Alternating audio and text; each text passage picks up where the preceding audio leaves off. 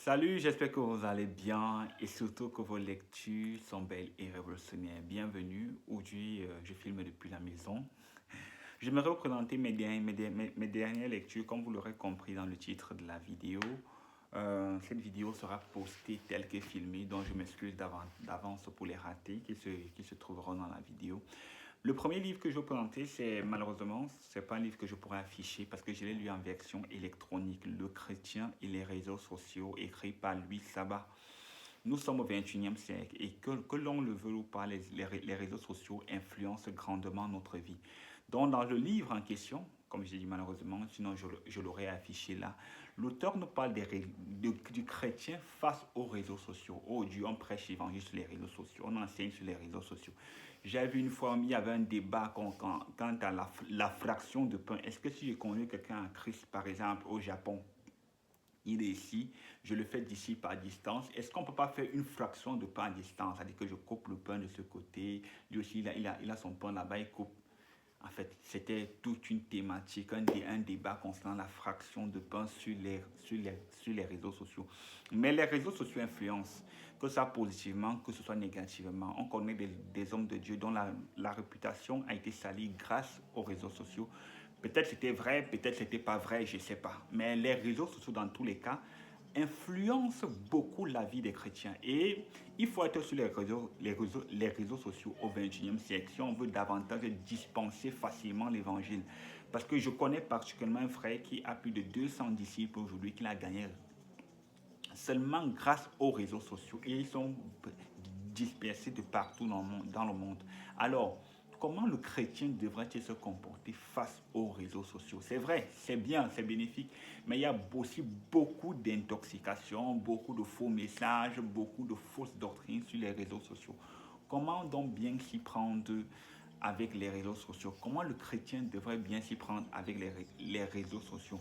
Louis Sabat nous en parle dans son livre Le chrétien face aux réseaux sociaux. Bon, la suite des livres que je vais vous présenter, gloire à Dieu, sont les livres en version papier. Le premier livre que je vais vous présenter, c'est ce livre, Faire des disciples, écrit par le professeur Zacharias Panefoman.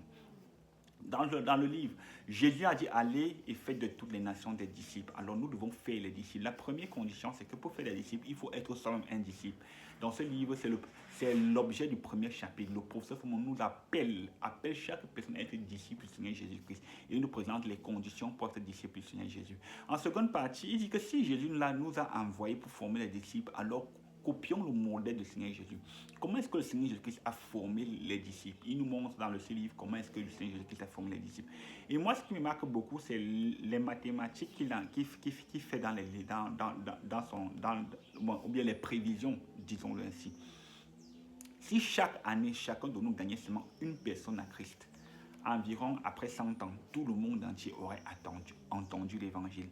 Même si une personne gagnait 3 personnes à Christ, je veux dire une personne à Christ après 3 ans, l'auteur nous montre quand même les prévisions pour nous montrer qu'en moins de 200 ans, tout le monde entier aurait été gagné à Christ. Même si une seule personne gagnait une personne à Christ après chaque 5 ans et le faisait disciple, en moins de 200 ans, tout le monde entier aurait quand même été gagné à Christ.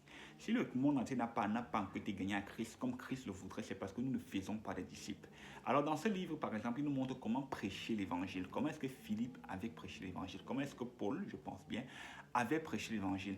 Et il nous montre vraiment comment bâtir les disciples. Beaucoup d'entre nous conduisons les gens à Christ. C'est-à-dire que tu as conduit combien? J'ai prêché ce mois à 200 personnes, 30 personnes se sont repenties. Est-ce tout? Non. Je veux dire que ce livre parle de comment prendre un jeune converti et le bâtir vraiment en disciple du Seigneur Jésus-Christ. C'est un livre qui traite à la fois du bâtisseur de disciples, qu'on appelle le faiseur de disciples, et du disciple. Je ne peux que vous recommander Faire des disciples, écrit par le professeur Zacharias Stanifon. Le prochain livre est toujours écrit par le professeur Zacharias Stanifon. Je précise que tous les livres du professeur Fumon sont disponibles aux éditions du livre chrétien en France et au Cameroun aux éditions Zacharias Stanifon, ou encore sur www.ztfbooks.fr. Vous pouvez trouver les livres du professeur Fumon là-bas. Le prochain livre que vous présentez, c'est Disciples coûte que coûte. Honnêtement, c'est un livre que j'ai envie de relire parce que il est solide. C'est le tout premier livre que le professeur Zacharias Stanifon a écrit. Et dedans, je pense je dis que je pense en fait, parce que j'ai envie de le relire. Il est tout petit, mais je trouve qu'il est vraiment solide. Le professeur nous pose les bases du discipleship. Quand quelqu'un vient à Christ, il devrait lire ce livre. Sinon, comme le pasteur Théodore Andossé a dit, il va juste croire pour échapper à l'enfer. Il devrait croire et il devait comprendre les implications de la foi et les implications du discipleship. Donc, dans ce livre, en 4 chapitres, je pense, 4 petits chapitres, l'auteur pose les fondements du discipleship. Le prix à payer pour être disciple, le fondement de la vie du disciple, les dessins de la vie du disciple, le chemin du disciple, 2 points, la souffrance et la récompense du disciple. C'est un tout petit livre, mais vraiment, j'éprouve le besoin de le relire parce que je ne pense pas avoir vraiment saisi le contenu du livre.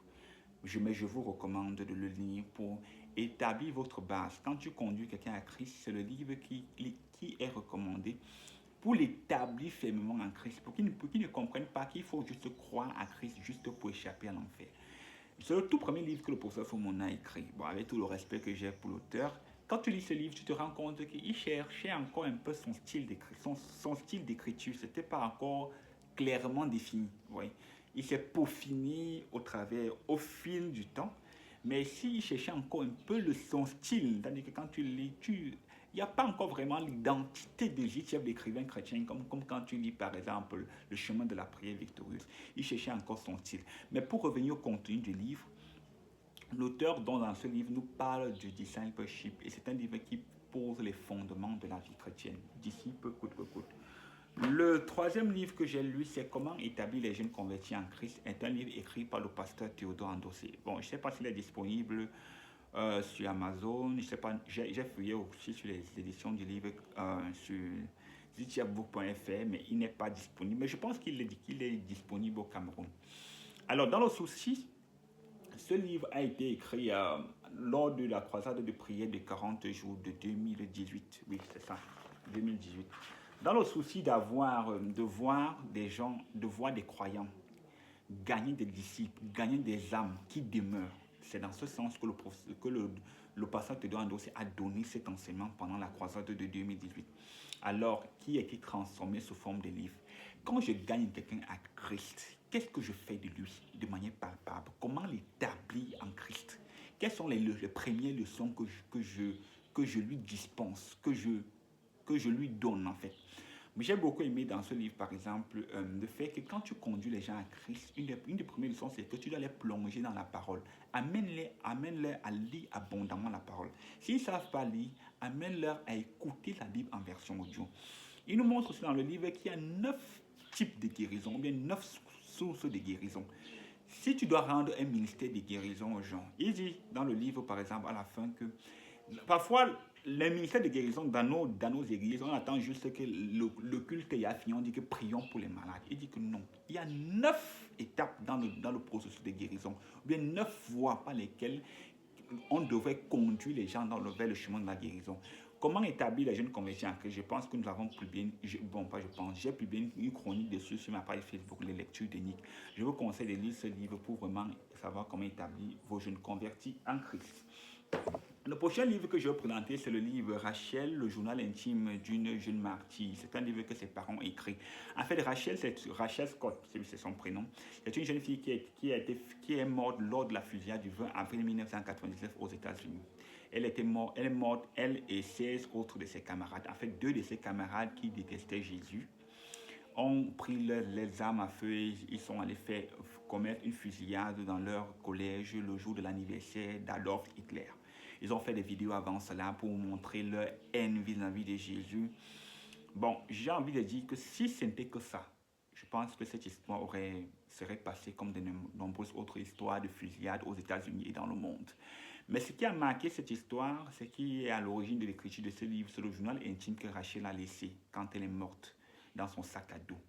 Et quand ses parents l'ont lu, ils ont découvert qu'elle avait une profonde relation avec le Seigneur Jésus-Christ. Elle dit, je cite, « Je ne veux pas m'excuser de parler de Jésus et je n'ai pas l'intention de justifier ma foi à leurs yeux. Je ne veux pas cacher la lumière que Dieu a mis à moi. Si je dois tout sacrifier, je le ferai. » Elle a été tuée par ses camarades parce qu'elle était un disciple du Seigneur Jésus, parce qu'elle avait cru au Seigneur Jésus-Christ.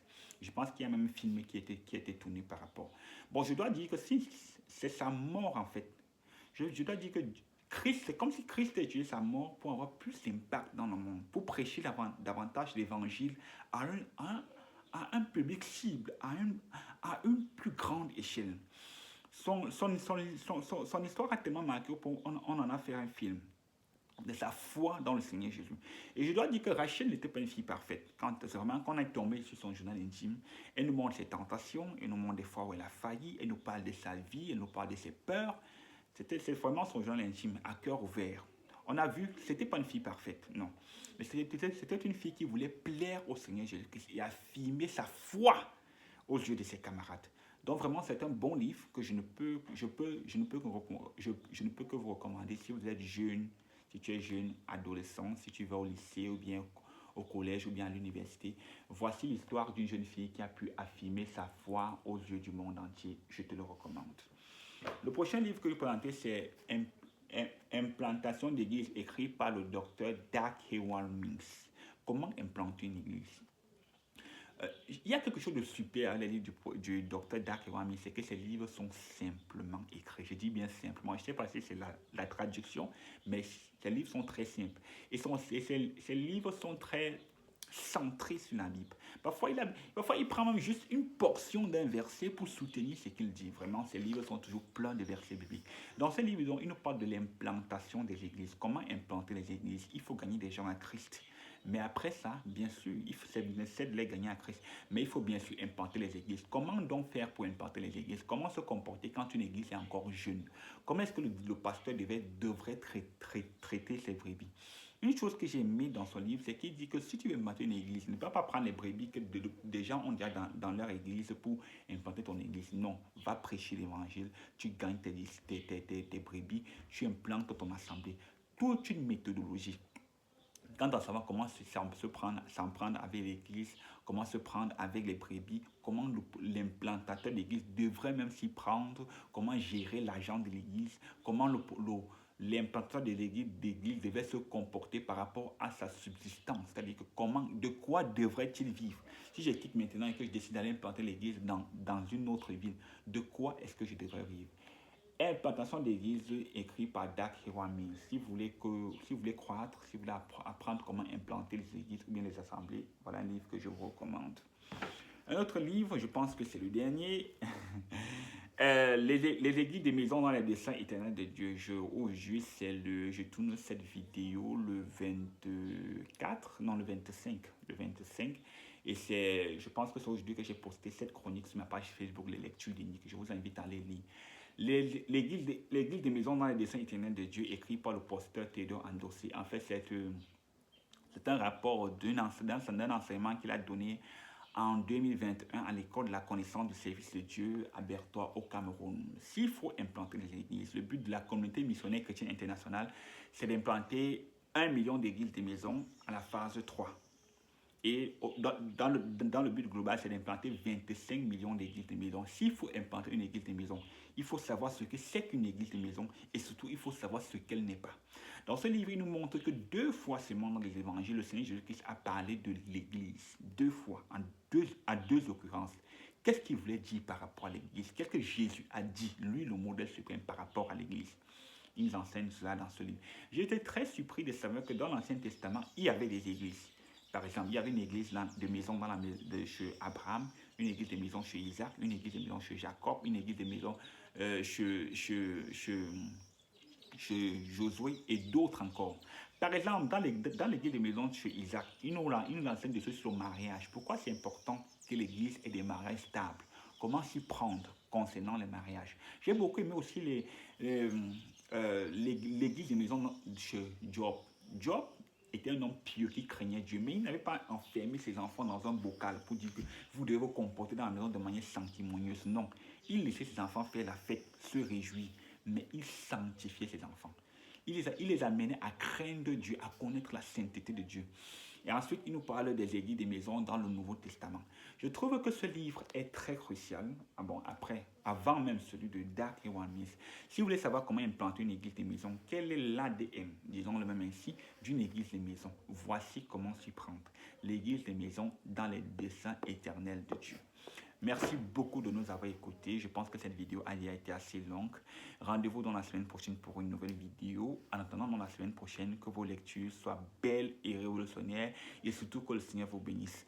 Tous les livres que nous avons présentés, bon, c'est vrai que certains ne sont pas disponibles en version électronique, mais nous vous mettrons les liens disponibles en version électronique dans la barre de description. Merci. Rendez-vous la semaine prochaine.